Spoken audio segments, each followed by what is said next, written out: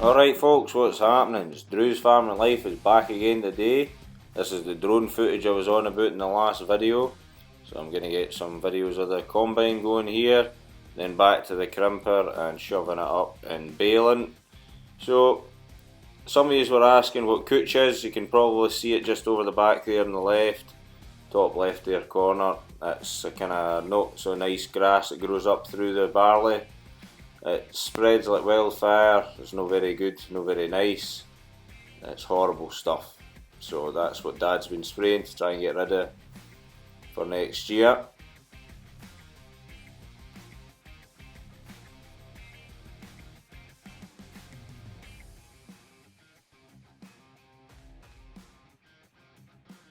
Got this combine a few years ago now, three years ago I think now, before we had the Dukes combine. It was a really good combine, but the only problem with that was it was to get the parts. There's not very many of them around, so it wasn't very easy. Whereas with Class, there's a lot of Class, so there was plenty of parts. So that's how we ended up swapping for this. Look at the view of that, bro.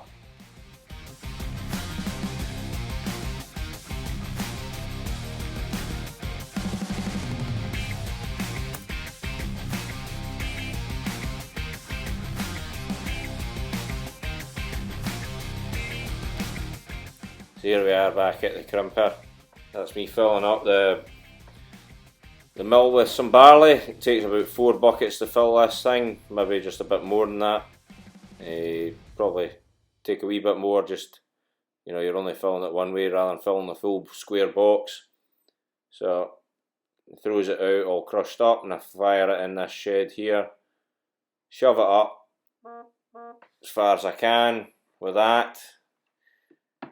And then bring it out, and then down to the left there you can see the grain pusher that my father made, and that's what we use to shove it even higher. Aye, that's basically what we do.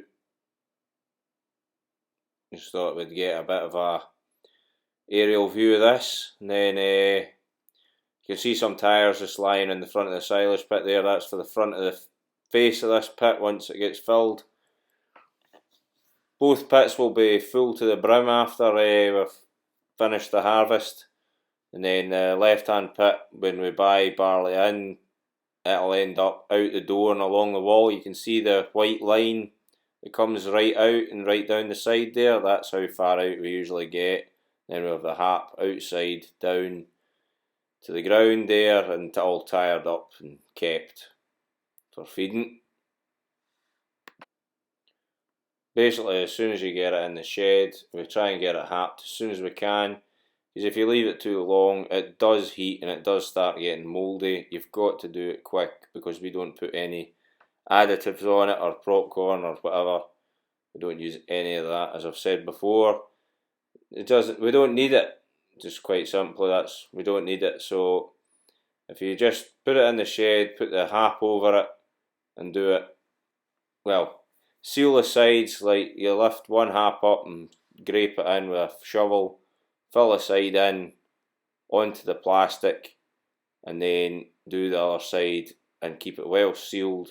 It will make and it won't go mouldy, but you've got to make sure that no air will get in it at all. So there's a big homemade grain pusher getting a shot of it now. There we go, so that's it. That's basically what it does. Just gets that extra height so we can get that little bit extra barley in the shed. Just shoves it up into a right good peak. Very heavy piece of equipment. You can see the back end of this forklift lifting up. Dad earlier in the year used it as a barrel squasher. That was quite something to watch. It's actually on my YouTube somewhere if you want to see that. But aye, he used it as a big donker. That was mental. So, quick hitch off, straight back to the bucket, and then scoop more barley.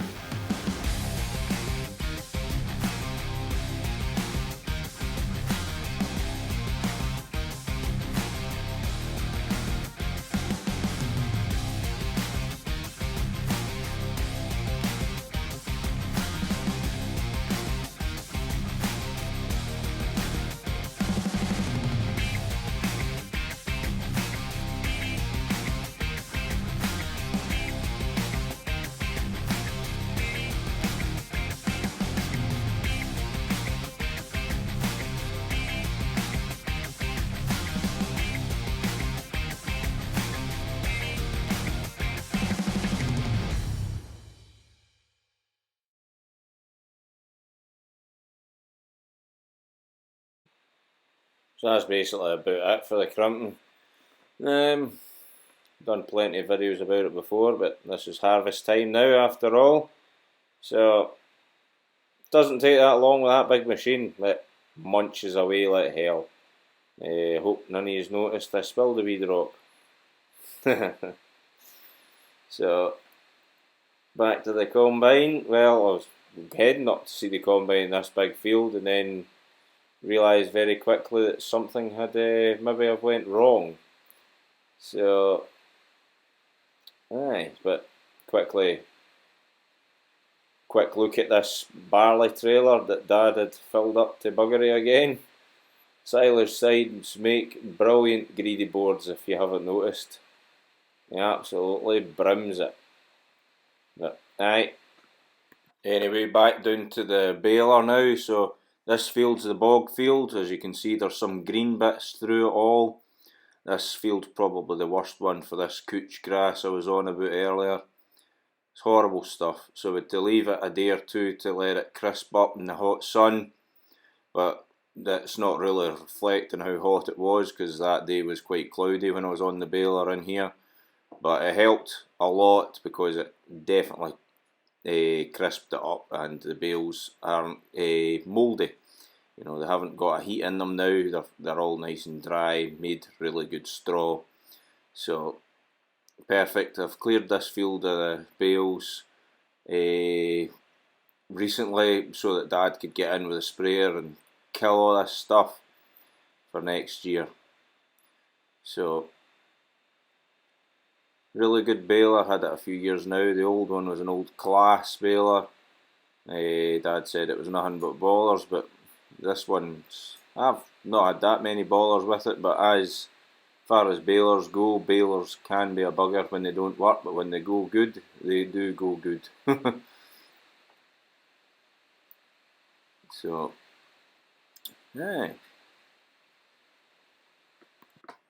anyway guys, I hope you all enjoyed today's video. It's just just a video of all the drone footage I got from harvest. Just thought it was quite good to throw it all into one video rather than adding it on to an already very long harvest video. So yeah, if you haven't already, please like and subscribe, and we'll see you all next time. This is Drew's Farming Life, and I am Drew, as you all probably know by now, but if you're new here, this is my farm. It's a mixed dairy farm, and we do our own arable, we do our own silage, so there's always plenty of stuff going on. We'll see you all next time. Thanks for watching.